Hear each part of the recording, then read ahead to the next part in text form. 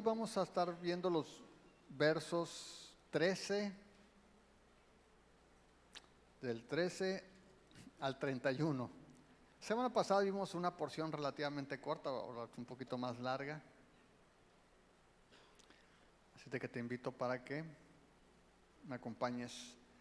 Marcos 10, verso 13, dice así: y le presentaban niños para que los tocase, y los discípulos reprendían a los que los presentaban.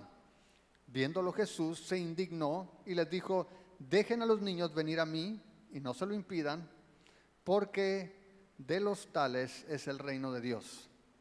De cierto les digo que el que no reciba el reino de Dios como un niño, no entrará en él. Y tomándolos en los brazos, poniendo las manos sobre ellos, los bendecía.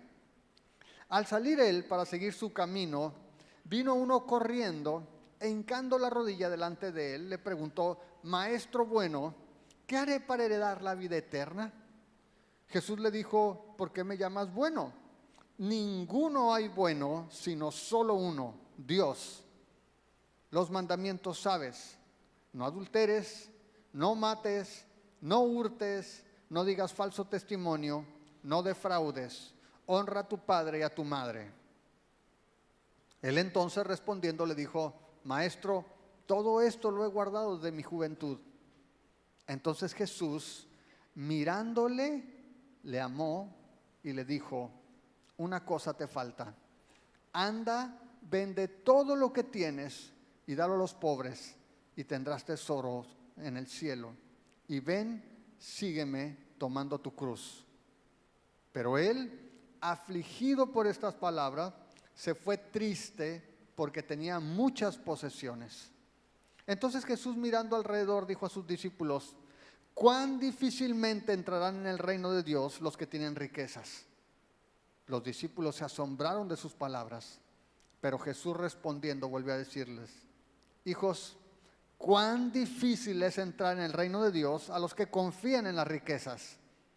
Más fácil es pasar un camello por el ojo de una aguja que entrar un rico en el reino de Dios. Ellos se asombraban aún más, diciendo entre sí: ¿quién pues podrá ser salvo? Entonces Jesús mirándolos dijo: para los hombres es imposible, mas para Dios no, porque todas las cosas son posibles para Dios. Entonces Pedro comenzó a decirle: he aquí, nosotros lo hemos dejado todo y te hemos seguido.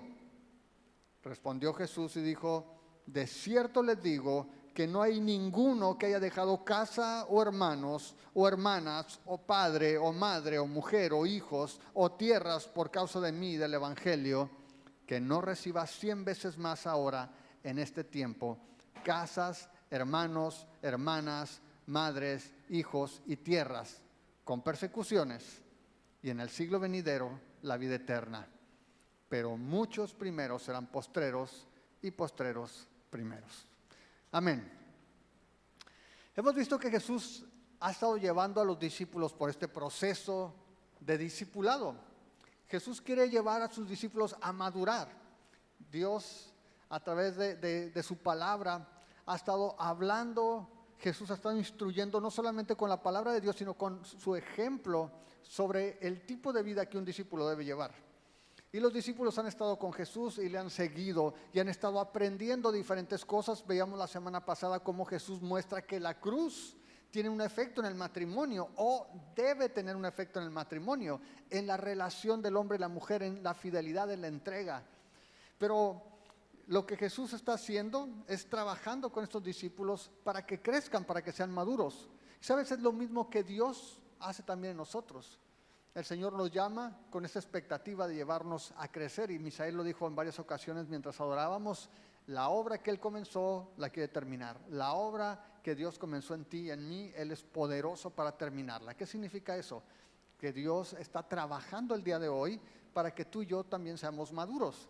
Y leía que un autor menciona cómo la madurez es en etapas. De alguna manera, en la mayoría de los cristianos, la madurez se va pasando por diferentes etapas. Y él mencionaba 3. Dice: la conversión del corazón, la conversión de la mente y la conversión de la cartera, ¿no? Conversión del corazón, de la mente y de la cartera. ¿A qué se refería eso? A que en el pasaje que vamos a ver, Jesús va a hacer un contraste, y es muy interesante porque pareciera que está desconectado, pero va a ser un contraste entre la actitud de los niños y la actitud del joven rico. Y lo que va a mostrar es que de alguna manera el dinero puede ser un gran obstáculo en la vida de las personas para seguir a Jesús. No sé si estás de acuerdo con eso, pero el dinero, o más bien el amor al dinero, puede ser un gran obstáculo para muchas personas. Tú te vas a dar cuenta, quizá por tu experiencia personal o por personas que están cerca de ti, que normalmente aquellas personas que carecen de todo viven anhelando tener más posesiones. ¿Estás de acuerdo? Las personas que carecen de todo siempre están anhelando, están buscando la manera de hacerse de más cosas. Y las personas que tienen muchas riquezas, que tienen muchas cosas, normalmente viven pensando en cómo no perder lo que tienen. Y tú te das cuenta cómo en la bolsa de valores, por ejemplo, cada año están viendo un ranking de quién es el hombre más rico del mundo. ¿No se han fijado en eso? Hay revistas que continuamente, Forbes, por ejemplo, continuamente sacan listados de los hombres más ricos del mundo, los hombres más ricos de México, los hombres más ricos de América Latina. Y siempre andan nuestro Carlos Slim allí, ¿no? Pero dicen, uy, no, ahora Carlos Slim está en el tercer lugar. No, que ahora subió al primero. Y tú ves que cambia. ¿Por qué? Porque en realidad la riqueza es incierta. Porque un día con un movimiento en la bolsa de valores en el tipo de cambio, y la persona que tiene miles puede perder miles de millones de dólares. Y tú vas a darte cuenta que siempre está este afán de no perder lo que tienes y de ganar más de lo que tienes. Ahora, decíamos que el dinero en sí mismo no es malo. Al final de cuentas es un pedazo de papel o son monedas, es metal. No tienen ningún poder en sí mismos, no son malos en sí mismos, pero no podemos negar el tremendo poder o la tremenda influencia que puede tener en nuestro propio pensamiento. Es decir, ¿se acuerdan en el Antiguo Testamento cuando la Biblia hace referencia a los ídolos? Cómo continuamente Dios dice, es un pedazo de madera, tomas un pedazo de metal que está sordo, mudo, que no actúa, que no habla, que no piensa, y sin embargo ejercía tremenda influencia en la mente de las personas. ¿Por qué? ¿Por qué tiene ese poder el dinero? Porque nos da una falsa sensación de seguridad a los hombres. Hombres, ¿cómo te sientes más valioso? ¿Cuando no traes ni un peso en la billetera o cuando traes la quincena?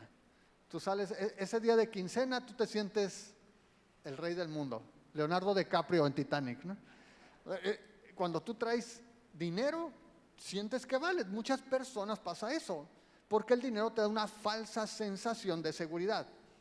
¿Cuántas mujeres se sienten contentas cuando van a Liverpool con dinero? ¿Cuántas mujeres salen enojadas cuando van a pagar la tarjeta con su esposo? Porque se vamos a ir a pagar la tarjeta, no hay nada, ¿no? Entonces, a las mujeres no les gusta ir a los centros comerciales a ver. ¿Están de acuerdo? Normalmente quieres ir y disfrutar de saber que puedes escoger y comprar. Es una falsa sensación de seguridad, es una falsa sensación de felicidad y es un falso sentido de poder. El hecho de ser la persona más rica del mundo te hace sentir que eres poderoso.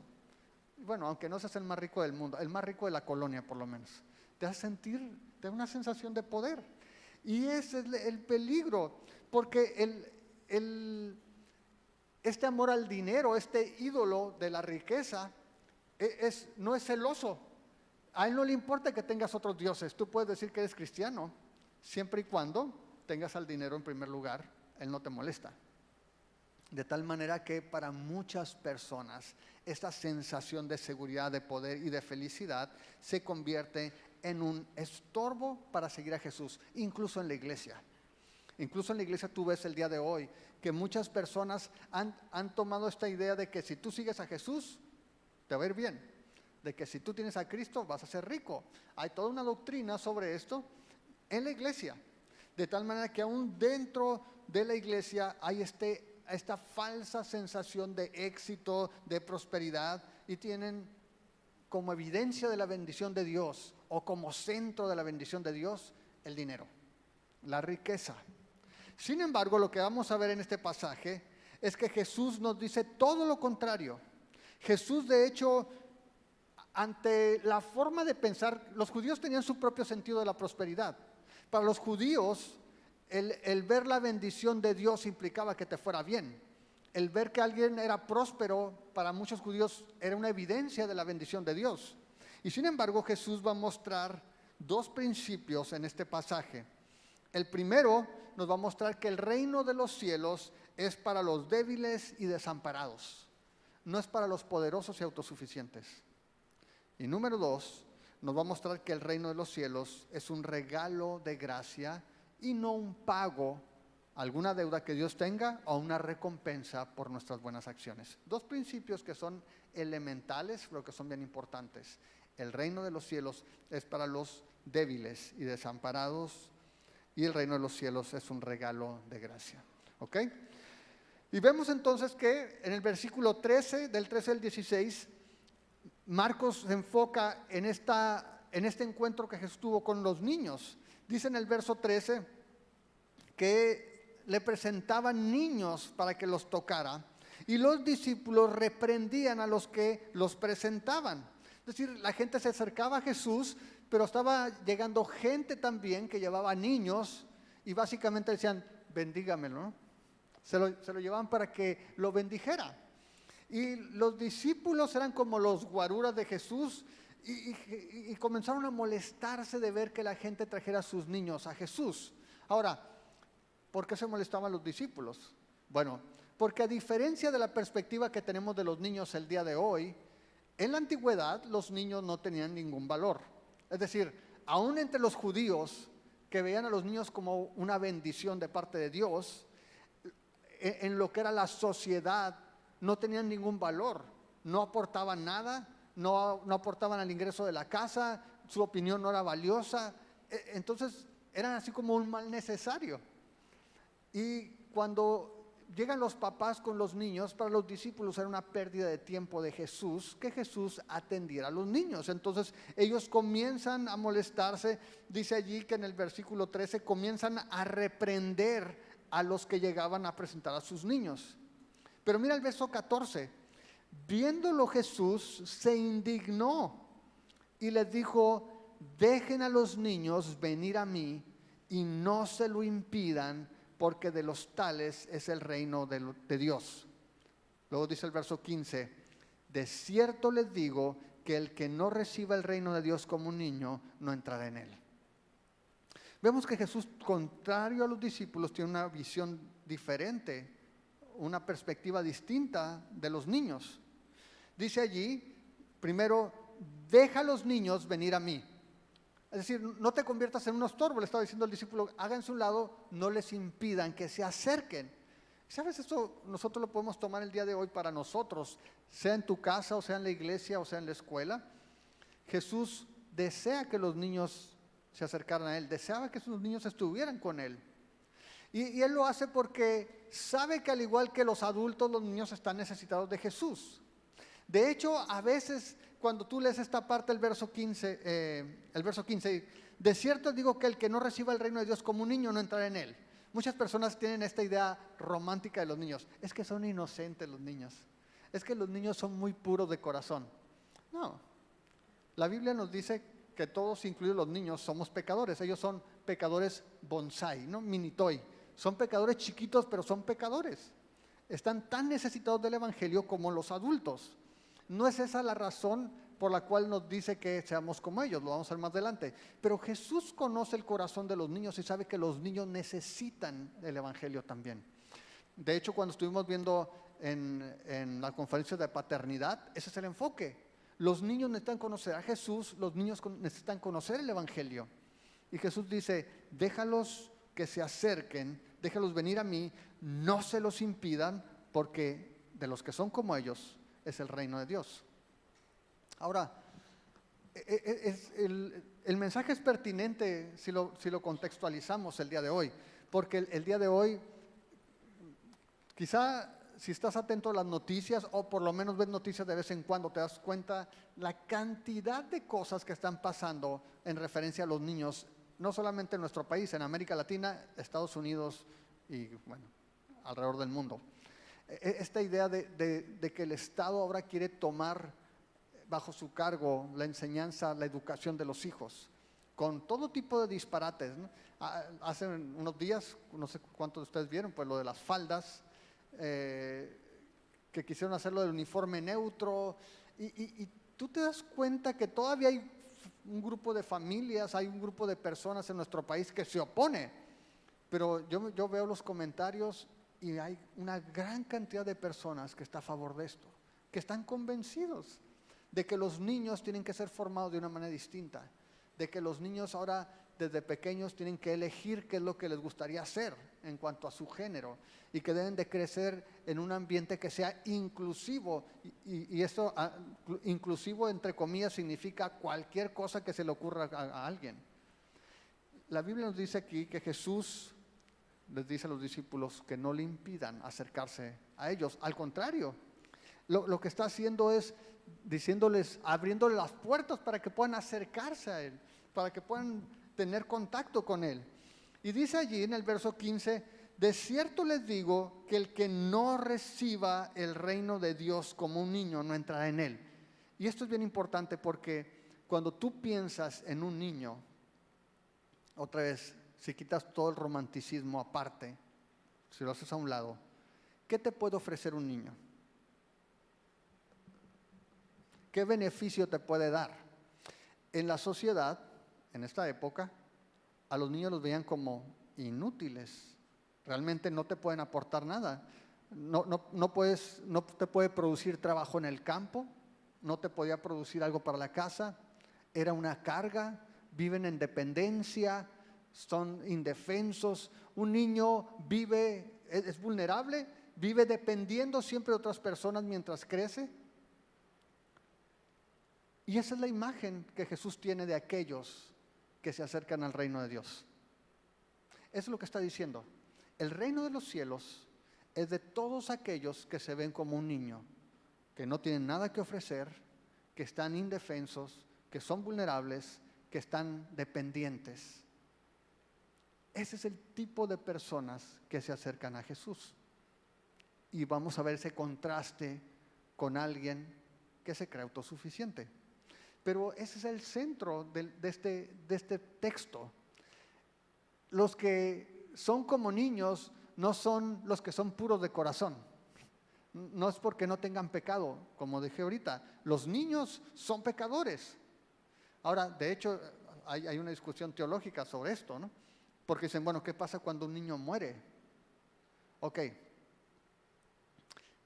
Básicamente la postura de cuando un niño muere es que un niño, aunque no es puro de corazón, no tiene conciencia completa de pecado. Es decir, no es responsable completamente de sus actos. Él no puede responder con responsabilidad sobre su actuar. De hecho, hay un ejemplo que quizá nos ayude a ilustrar esto. Ustedes recuerdan en la generación que salió de Egipto.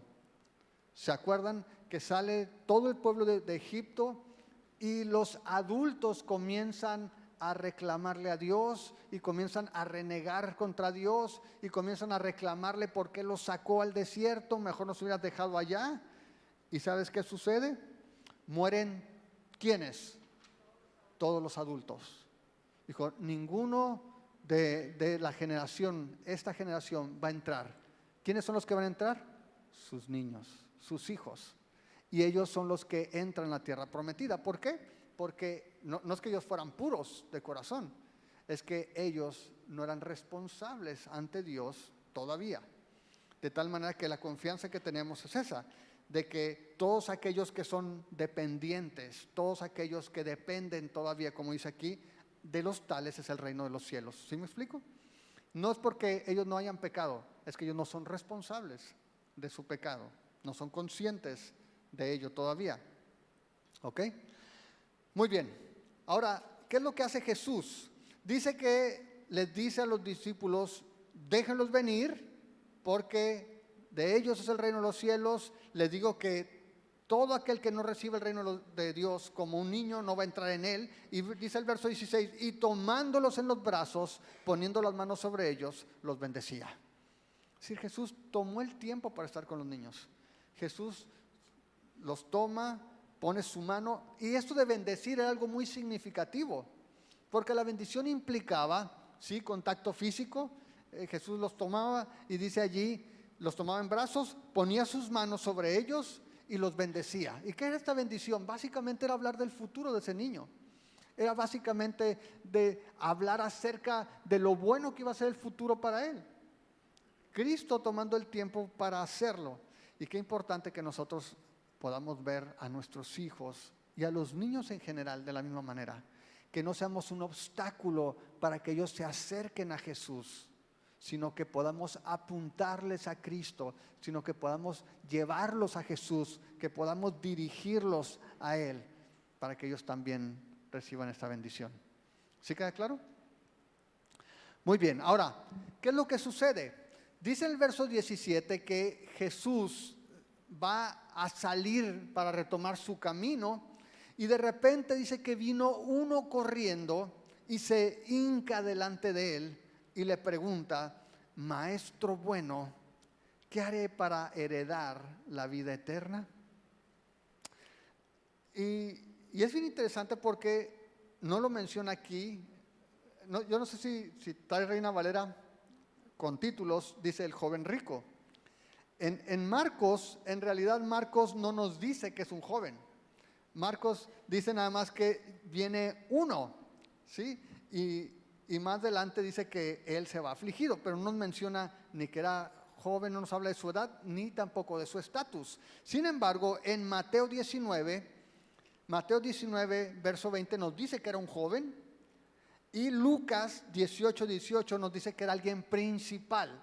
Es decir, este que vino y se arrodilla a Jesús era alguien joven, pero además alguien que tenía poder, era alguien importante en la sociedad. Y dice que este joven importante, este joven principal, llega corriendo y se hinca delante de Jesús y le pregunta esto: Maestro bueno, ¿qué haré para heredar la vida eterna? Jesús le dijo: ¿por qué me llamas bueno? Ninguno hay bueno sino solo uno, Dios. Ahora, es muy interesante porque primero, Jesús lo ve venir, lo ve joven, y por su vestimenta puede saber que era importante. Y es curioso que alguien con estas características llegara y se postrara delante de Jesús para preguntarle acerca de la vida eterna. Porque, como mencionábamos ahorita, normalmente los judíos, como pueblo escogido, ellos se asumían como herederos del reino. Ellos, por ser judíos, pensaban que tenían pase automático. Segunda cosa, como decíamos ahorita, alguien que disfrutara de una prosperidad económica en la época era visto por los demás como alguien próspero, como alguien que tenía la bendición de Dios. Y sin embargo, este hombre se arrodilla y le dice: ¿qué tengo que hacer?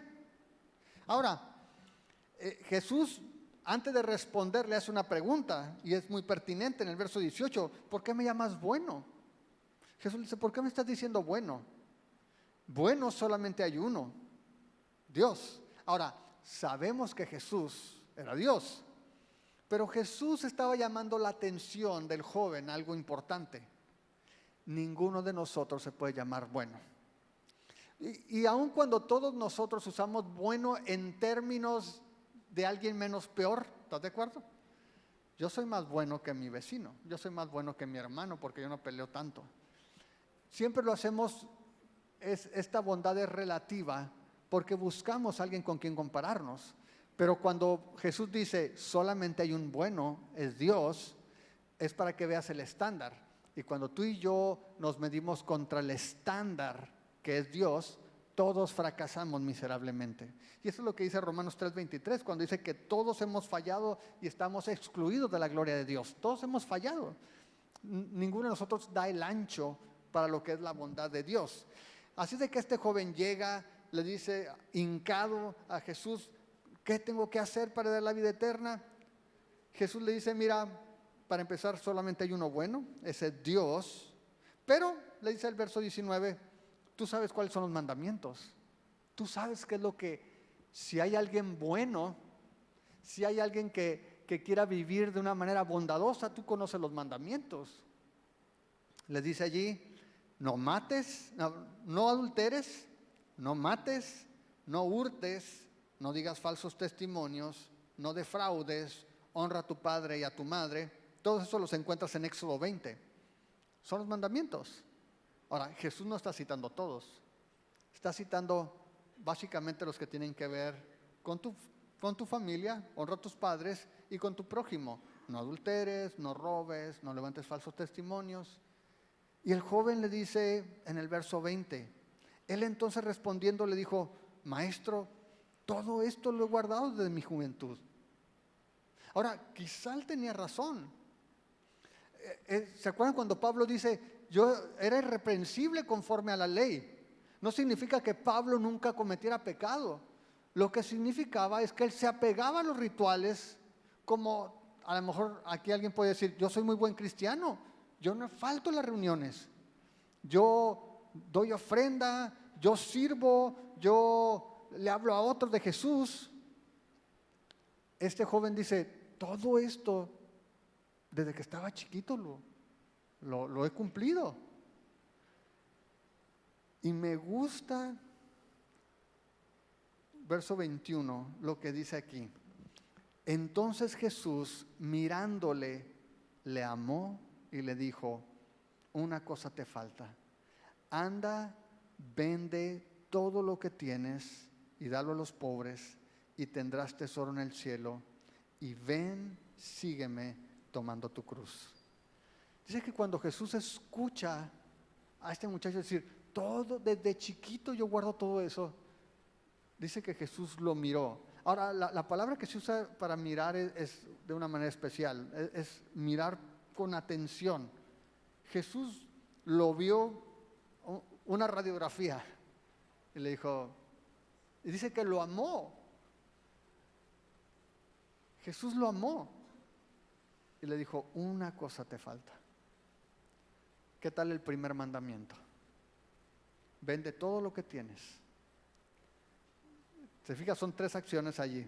Dice, vende todo lo que tienes, dalo a los pobres, ven, sígueme tomando tu cruz. Y dice allí, en el verso 22, pero él, afligido por esas palabras, se fue triste porque tenía muchas posesiones. ¿Sabes? El joven rico tenía esa teología de la prosperidad y él se veía a sí mismo, pues Dios me ha bendecido, yo he sido un buen judío, ¿qué me puede faltar? He guardado la ley. Y Jesús le cita los mandamientos que tienen que ver con el prójimo, con los padres, y dice, yo no hay problema. Y entonces Jesús lo lleva al primer mandamiento. ¿Amas algo más que a Dios? Y entonces el joven ahí dice, mejor me voy. ¿Sabes? Y la pregunta allí es pertinente para nosotros también, porque lo que estaba diciéndole Jesús es, no puedes amar a 2 señores, no puedes servir a 2 señores, algo que Jesús ha enseñado también. Y le está diciendo, ¿es suficiente seguir a Jesús? Puedes vivir como un niño dependiendo de alguien. Puedes seguirme como un niño indefenso que no tiene con qué valerse. Y ese es el contraste que Jesús quiere hacer de ser como un niño donde no tienes nada que ofrecer, donde dependes de alguien más, donde estás indefenso, donde estás vulnerable, a un joven rico que se autojustifica, que tiene su riqueza, que es importante. Y Jesús le dice, no puedes llevarte tu riqueza y servir al Señor. Ahora, quiero dejar bien claro este concepto. No significa que la riqueza sea mala. Es otra vez el problema de esta relación que podemos desarrollar con la riqueza, de esta dependencia, de esta falsa sensación de seguridad, de poder o de felicidad, simplemente porque tenemos posesiones. No todos somos llamados a vender todo lo que tenemos. Jesús dice que vio a este joven Y le dijo, lo que te falta es esto. Yo no sé qué es lo que te falte a ti. Yo sé lo que me falta a mí. Pero ¿qué es lo que Dios te dice a ti que estorba para que tengas esa relación? Este joven traía mucho ímpetu, se había arrodillado delante de Jesús. Dice, dime qué es lo que tengo que hacer. Pero cuando le dijo, una cosa te falta, fíjate, una sola cosa le estorba para entrar al reino de los cielos. Una sola cosa, no importa las que hayas hecho, pero una sola cosa le impidió entrar al reino de los cielos. Dice que él se puso triste. Dice el verso 22, afligido por estas palabras, se fue triste porque tenía muchas posesiones. Y él sabía que vender estas cosas, vender todas sus posesiones, lo iba a dejar indefenso, lo iba a dejar dependiente. Y esto iba en contra de lo que él pensaba y lo que él esperaba. Él pensaba que era justo, él pensaba que era bueno, por lo menos relativamente, y él pensaba que Dios lo había bendecido y por eso era rico. Y sin embargo Jesús le dice, véndelo y sígueme.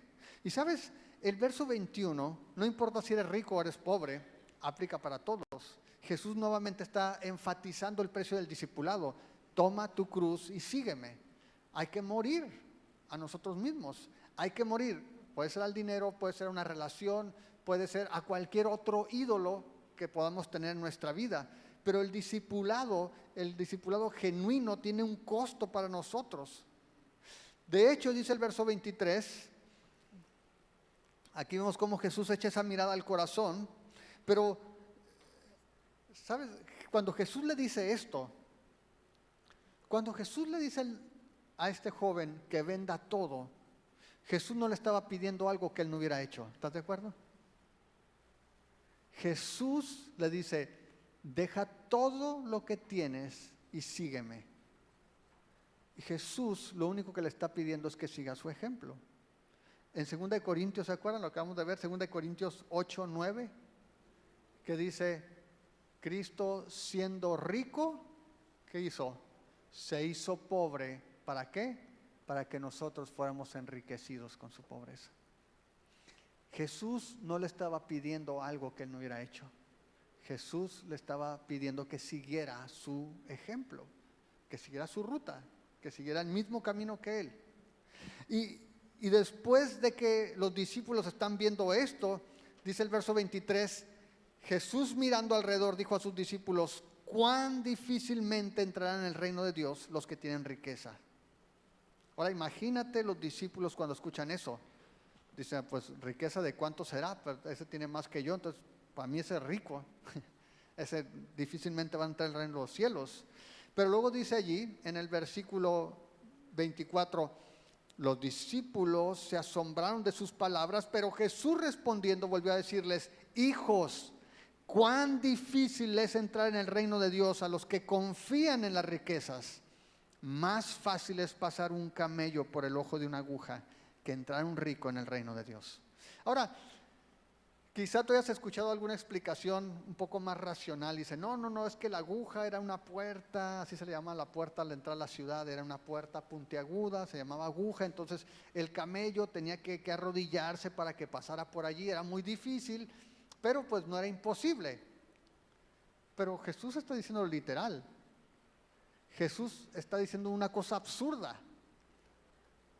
Pudiéramos pensar, bueno, si no fuera por las jorobas a lo mejor sí pasaba, pero imagínate pasar el camino con todo y jorobas. Jesús lo está diciendo literal. Dice, qué difícil es que alguien que confía en las riquezas entre. Dice el verso 26, ellos se asombraban aún más diciendo entre sí, ¿quién pues podrá ser salvo? ¿Quién pues podrá ser salvo? Y es una pregunta válida. ¿Quién puede ser salvo? ¿Cuántos de nosotros? Es más, ahorita, levante la mano los que sean ricos y poderosos, por favor. Ok, salvo Carlos, no tenemos alguno. Pero, con lo que traigas en tu bolsa, con lo que tengas en tu casa, con el clavito que tengas ahí, ¿cuántos de nosotros, si Jesús nos dice, vende todo, dalo a los pobres y sígueme, lo harías ahorita. No contestes. Pero los discípulos están examinando su propio corazón y dicen, ¿quién podrá ser salvo?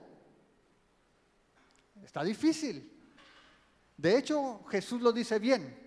Jesús lo dice allí en el versículo 27. Entonces Jesús mirándolos dijo, para los hombres es imposible, mas para Dios no, porque todas las cosas son posibles para Dios. Y esa es la realidad, familia, cuando hablamos de salvación, para los hombres es imposible. No hay manera de que los hombres podamos salvarnos a nosotros mismos. No hay manera de que los hombres podamos escoger racionalmente vender todo lo que tenemos, dejar posesiones, abandonar fama, olvidarse de riqueza, dejar el prestigio, afectar su reputación por el reino de los cielos. Solamente Dios puede hacerlo, porque para Dios no hay imposibles. Este Dios, ¿se acuerdan? El que le dijo a Sara que iba a tener un hijo, que iba a estar embarazada, y Sara se ríe. Dice, ¿por qué te ríes? ¿Habrá algo difícil para Dios? Para Dios no hay imposibles. Y cuando vemos esto, y cuando tú ves escrituras como la de Romanos 3, el verso 9 al 12, donde dice, ¿cuántos hombres buenos hay? Ninguno, todos son inútiles, todos perdieron la mira, todos se han apartado de Dios, no hay quien lo busque, no hay ni siquiera uno. Entonces podemos ver de lo que está hablando Jesús. Para los hombres es imposible. Por eso personalmente no tengo problema cuando la Biblia habla de que Dios nos ha escogido, porque yo estoy convencido que es solamente por la intervención de Dios, por la intervención divina, que nosotros podemos abrazar el Evangelio.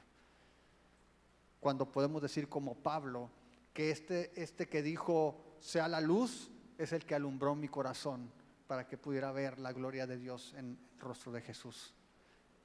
Solamente cuando este Dios que no tiene imposibles toca nuestra vida, es que nosotros podemos, no importa si eres rico o pobre. Dice aquí, para Dios no hay imposible. Y dice el verso 28, Pedro comenzó a decirle, he aquí, nosotros lo hemos dejado todo y te hemos seguido. Pedro ya estaba haciendo números. ¿Quién se va a salvar?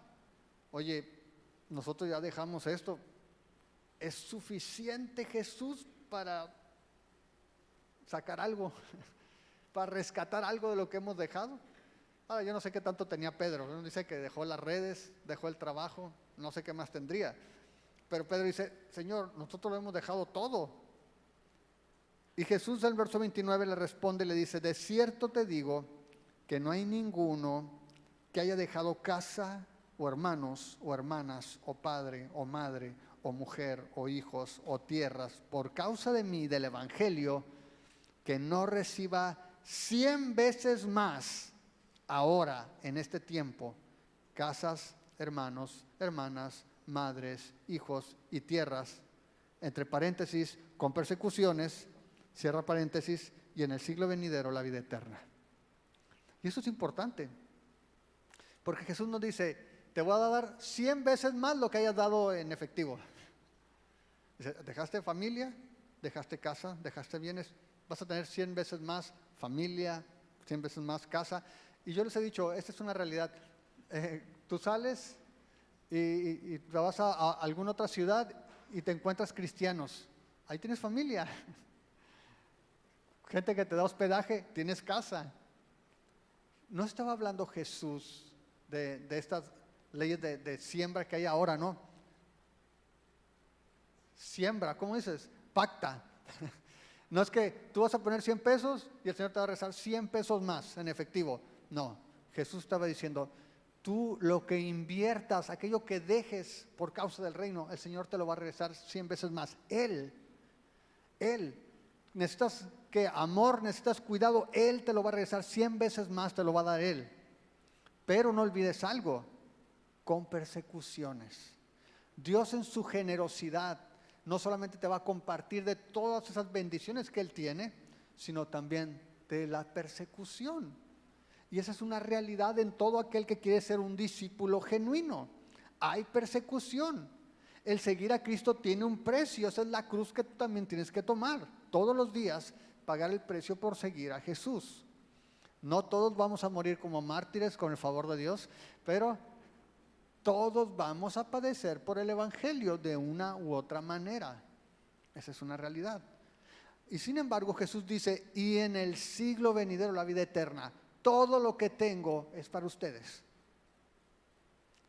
No hay nadie que deje en algo en esta vida y que yo no se lo devuelva 100 veces más. Dice allí, en el versículo 31, pero no te olvides, y de esto nos habló David, no te olvides de que en el reino los valores están invertidos, de que en la economía de Dios los principios del mundo no aplican. Acaban de ver cómo los discípulos echaban fuera a los niños porque no eran importantes, porque eran vulnerables, porque eran dependientes, porque no tenían nada que ofrecer. Y acaban de ver a un hombre joven, rico, importante, alejarse de Jesús. Y Jesús dice, verso 31, muchos primeros serán postreros y los postreros primeros. No pierdan de vista la dinámica del reino de Dios. Ser importante en el mundo no te garantiza ser importante en el reino de los cielos. Ser nadie en el mundo no te garantiza que en el reino de los cielos no eres nadie, sino por el contrario, en el reino de los cielos, el que se humilla en este mundo, el que abandona su vida para depender de Dios, el que deja su reputación, su fama y su poder por seguir a Cristo, aunque sea despreciado en este mundo, es de los primeros en el venidero. Y aquel que vive para construir su importancia, su reputación, su riqueza, lograr fama, poder o fortuna en este mundo, será los últimos en el mundo venidero.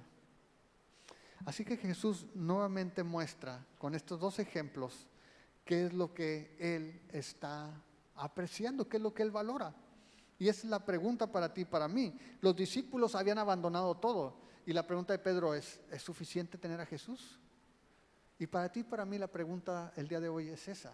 ¿Es suficiente Jesús? Es decir, si Jesús no te ofreciera nada de prosperidad económica, si Jesús no te ofreciera salud, milagros, finanzas, si no te ofreciera nada sino vida eterna, ¿es suficiente para ti? ¿Es suficiente para ti una relación con Dios? ¿Es suficiente para ti ser parte de la familia de Dios aunque en este mundo no tengas nada?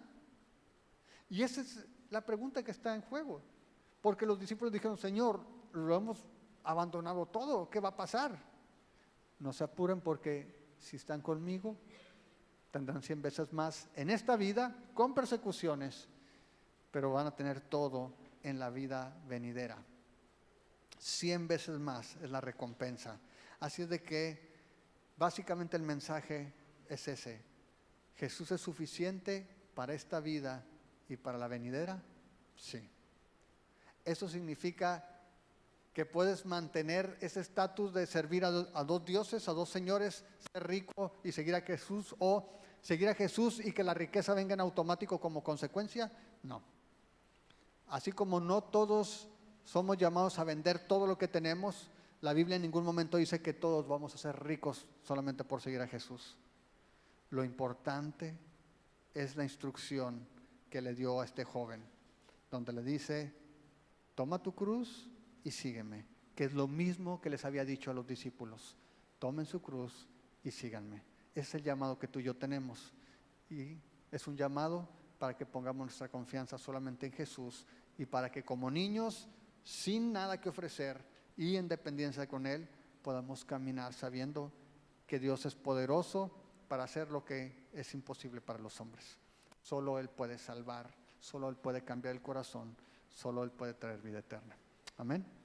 Voy a invitar a que te pongas de pie, por favor.